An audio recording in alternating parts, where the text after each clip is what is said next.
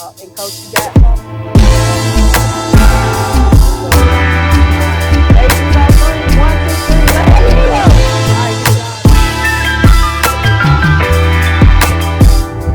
go. Y'all. I know coming from middle school, coming to high school, the speed of the game is going to be different at JV and varsity level, especially at varsity level. Some of you may jump up, we don't know, but continue to work hard.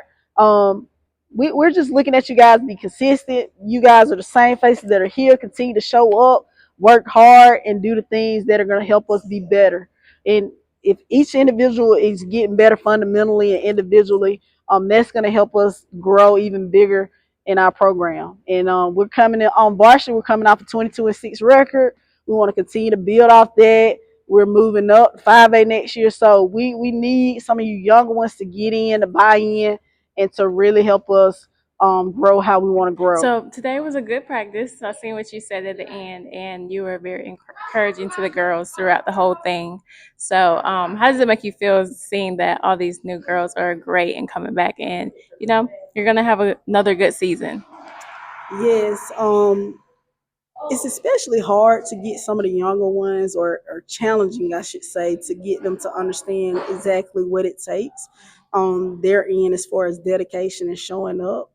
And like the off season is a very important part of growth and development. And so this time of the year is when a lot of players are, not working and things like that. But to have them here showing up where we can build on their fundamentals and build on building a culture for our team and helping them understand the level that it takes, and learning some of the plays of what we like to do in our system is a blessing. And in many prior years before this, we haven't had a lot of the middle schooler girls come up and work out with us. But this year, we've been blessed to be able to have some of those eighth graders come up and work with us, and it's just been a exciting feeling to see some of the youth are understanding and have that love of the game of basketball, where we can really push them and grow the program here at Greenwood High School. So, with that program growing, is it something that you guys as coaches have been pushing for,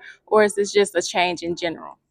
Um, Ever since I took over in 2022, like the 22-23 season, or I want to say 20, it was whatever it was 4 years ago. This is my fourth year as the head coach. And so when I took over, it was just a program where a lot of the players didn't expect to win, or they didn't play AAU and do the extra things to be a great player. And so, they just want to be a part of the program. And so we try to change that mentality to the tradition of excellence that Greenwood High School is. When I played, we expected to win. Like, people knew who Greenwood High girls basketball was. And so I wanted to bring that type of mentality and that type of culture back to Greenwood High School girls basketball. So for you, I see that you're mild spoken, like very quiet. What's it like being a black female head coach? Because women in sports is already small, but being a person of color and female, I seen the way you let your assistant coach come in and not take over, but you let him talk. But at the same time, you're the head coach. So how do you feel? Being you in this field. Me, as far as being in my position, I'm very honored. As a head coach, you want to give those assistant coaches the opportunity to grow.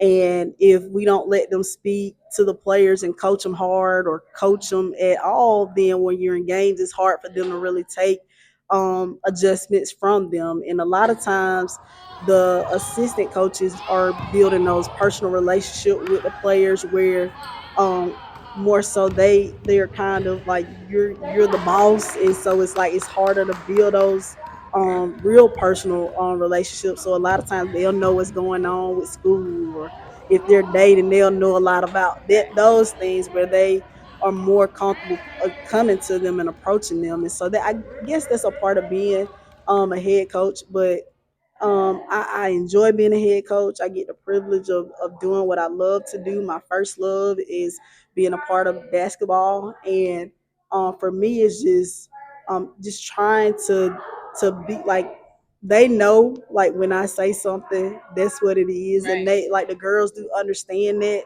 But it's like I don't have to really yell a lot. I'm not that type of person. When they know when I'm speaking, I'm stern, and they have that respect, and they also definitely are going to have the respect as well for my assistant coaches or whoever that we bring on staff, because they have to understand we are here. This is an extracurricular activity, and so we don't want to be in a stressful environment. And that's the kind of culture that I want to build, where it's a safe environment and they feel comfortable, being here and being a part of what we do.